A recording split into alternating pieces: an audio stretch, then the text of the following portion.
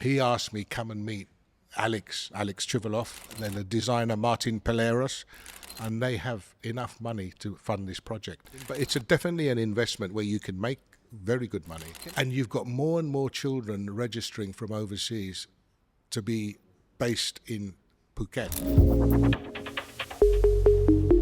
I'm happy to see you, Ravi, in our studio, but it's not our studio, it's showroom of Gardens of Eden project.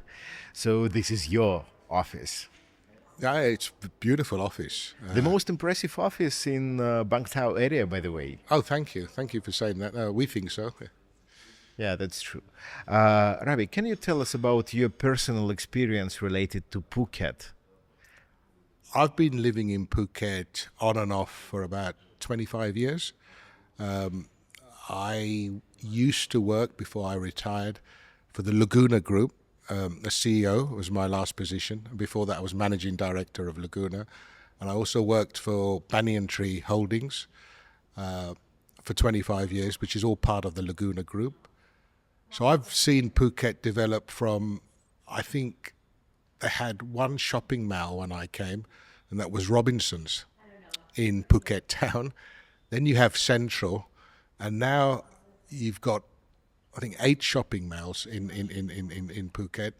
At the time I arrived, 1997, and the airport was very small. I think it was only 1 or 2 million international arrivals, and now there's 10 million international arrivals. So in the space of 25 years, lots have happened.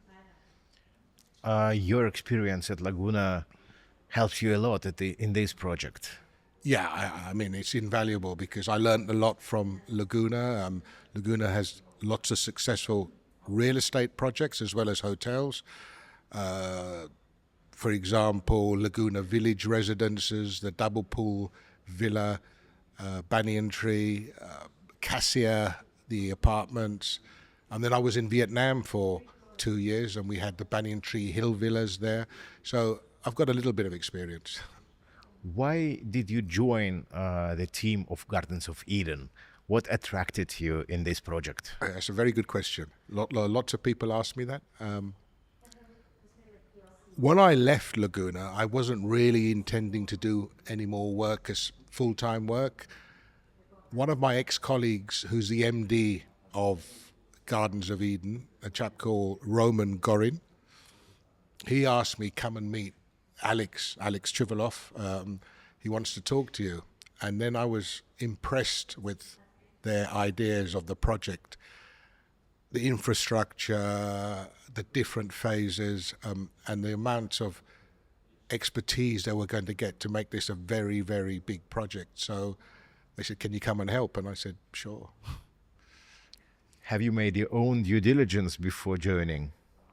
Yeah, I checked up on all of them, and I checked up that Alex's previous work included, I think he oversaw 500,000 square meters of real estate development in Russia, and his partners are in Dubai called DPD. So I did my checks, and of course I know Roman, so I was pretty comfortable to join them. Okay. What you can tell to investors who come to Gardens of Eden as a proof that the project is reliable and the project will be finished on time? What arguments do you have? I don't think we have any arguments. Like you do the things by approvals from the local authorities, which they have. We have EIA approval. We've got international European experts working on structural engineering, building foundations with Thai equivalent. You've got Alex's past record. You've got me. There's then the designer Martin Peleros, who designed Twin Palms, Montejour, Anantara. So we're not all going to come on this project if we think they're unreliable. So I think you have to trust the people who are working on the project, and I truly believe, unless there's some force majeure, Gardens of Eden will finish on time.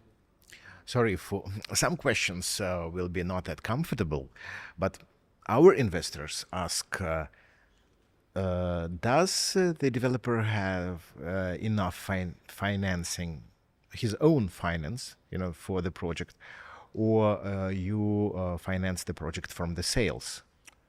Well, so far we've just started and we've had a few sales, but most of the infrastructure that are funded by the developer, because the developer has private investors and they have enough money to fund this project. It's not like some of the other projects where they sell 20 and then they only start building because they have the deposits of the 20 to start building. So no, to answer your question, no.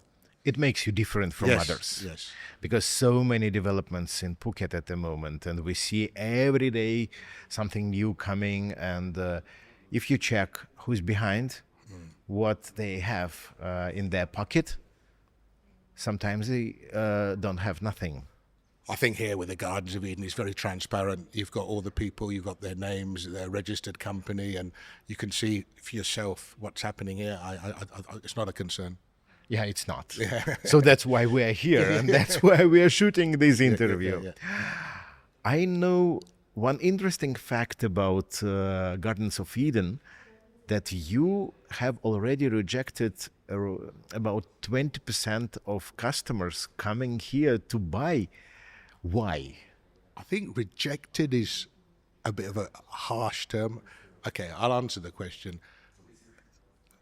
Lots of people come inside this sales gallery every day, but the 20% you're talking about are the ones who maybe have different ideas and expectations.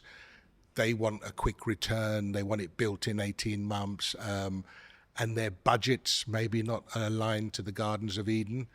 And when we have our salespeople talking to them and getting to know about them more, the deal, we agree to disagree, and we sort of, I wouldn't want to reject, it just doesn't follow through, put it that way. They don't share the same sense of community and align the same sort of project expectations that we have. So, yeah, some people fall by the wayside.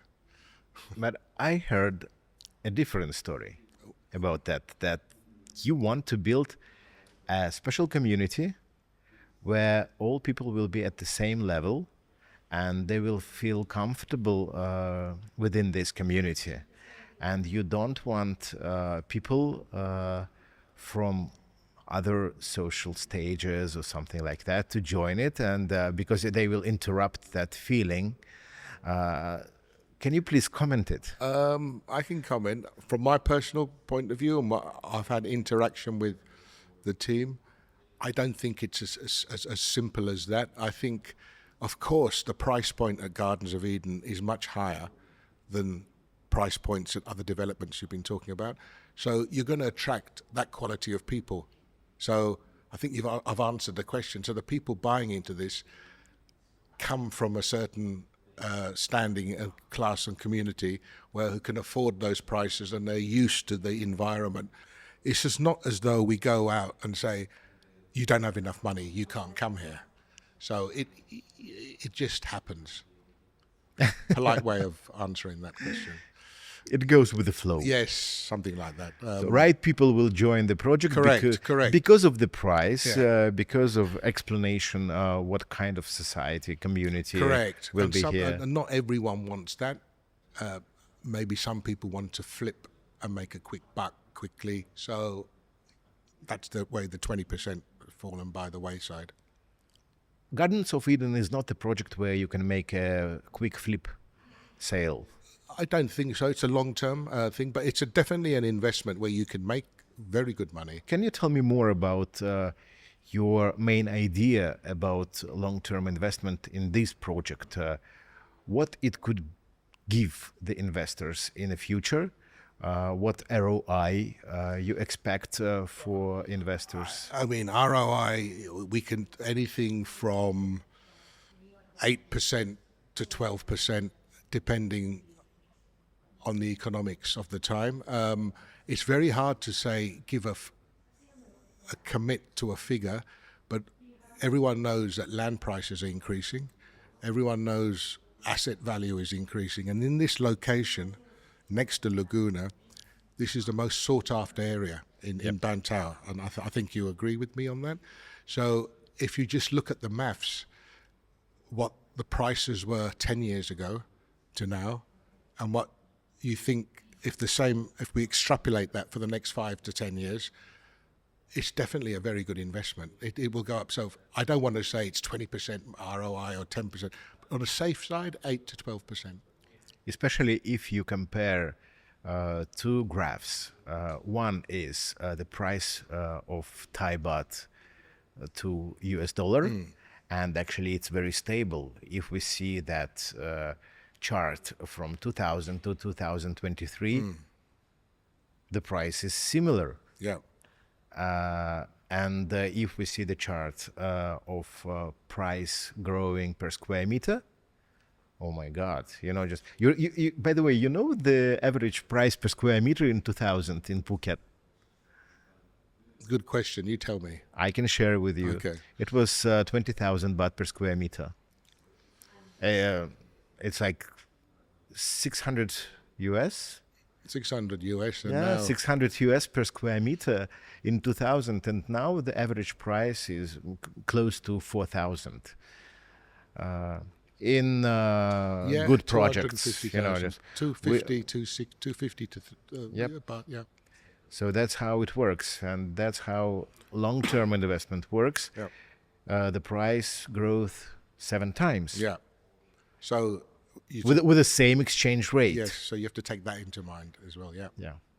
And we recommend to our customers not to look for investments shorter than 3 to 5 years. Yeah, I was going to say more towards 5 years than 3. Yeah, 3 to 5 years, definitely. I think this project will be. There are some concerns about this area. You live in Phuket 25 years. I live in Phuket 10 years. You remember Layan and BangTao? In the good old days when you could just drive. Yeah. It was a quick drive, 5 minutes, 10 minutes. And now, on a rush hour, better to sit at home. Yes, I have to agree with that. How you will manage this transportation problem within your area? Do you have any relations with local government? Okay, let me answer that in 2 parts. Yes, traffic is getting more and more congested, but the government, at provincial government, Phuket level, are already having working committees and looking for city planners from Bangkok. Roads are already starting to be built. Katu to Sirisonthon, Heroin's roundabout, I think you're familiar with, underpass there, north of Phuket by the airport, a big interchange. Now, locally here, already discussions with the local administration, the Obertor, of how we landowners can give roads to have more access roads. So I think with time, that's all happening because Phuket's been forced into building up an infrastructure because of all the development and all the demand. You've now got 13 international schools. 13 international schools. You've got 9 hospitals, international hospitals. And you've got more and more children registering from overseas to be based in Phuket. So the local government and the main government are forced into these infrastructure changes. But we have very good connections with the local government, and I know the officers there, and talks are ongoing and what can be done with other developers. So it's something that everyone goes through, so it'll get better. But yes, I agree, traffic is an issue. But what do you think? Your personal opinion. There is a bottleneck in Layan. So is it possible to solve the transportation issue here? Because the road from Layan to main road, it can't be extended. No, it can't be expanded, but with the underpass and the roundabout and more ways to get to Phuket instead of going through Heroin, and the back roads to the airport and the north of the airport, you'll see traffic diversify. So it will happen, but it'll take time. What about beach? All beaches in Thailand are public.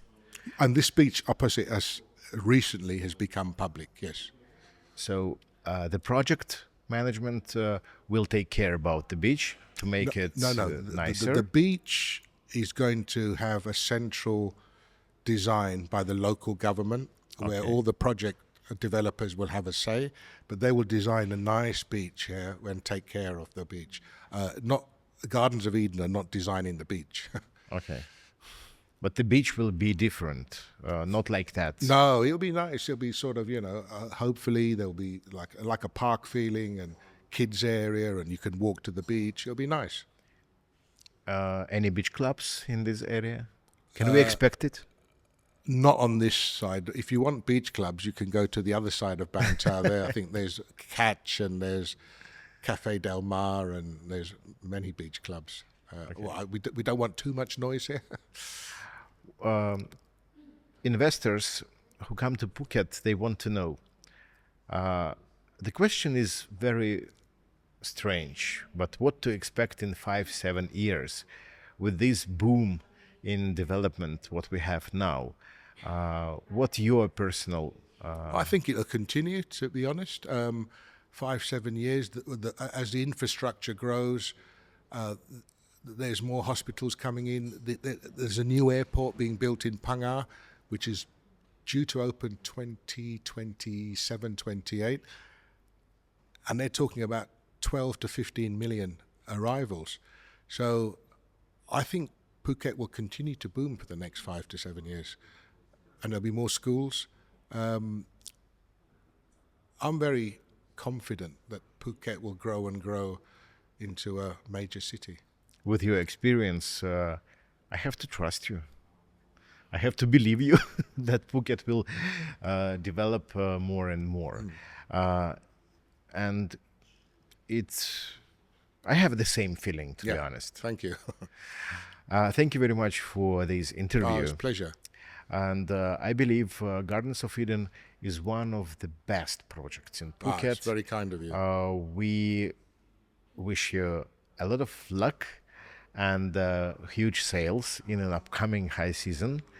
And please impress everybody in Phuket when you finalize everything, when you finish the project. It will be a spot on the map where everybody will have to go, to see how the really good development should look like. Thank you. Appreciate that. Thank you very much.